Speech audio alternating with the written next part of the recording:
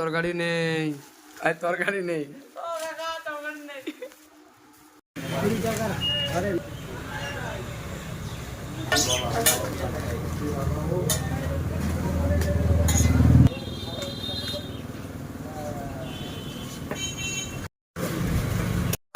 আমাদের তরকারি মিসিং হয়েছে, ওর জন্য আমরা আবার তেল খরচ করে এখানে কিনতে আসলাম।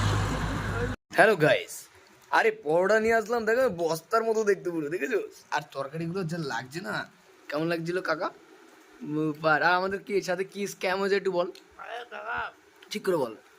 আমি খাইনি কাকা। হ্যাঁ বল। আর পরোটা হ্যাঁ নিয়ে এসেছিলাম, আচ্ছা নিয়ে এসে বাড়ি এসে খুলে একটুখানি খেয়ে দেখলাম, আচ্ছা। খেয়ে দেখলাম যে তরকারি নেই। হ্যাঁ তোমার লাগছে না? এই সকালবেলা ঘুম থেকে উঠে একটা প্রাঙ্ক হয়ে গেল, পুরো বিনা কাকুর কাছে গেলাম। আবার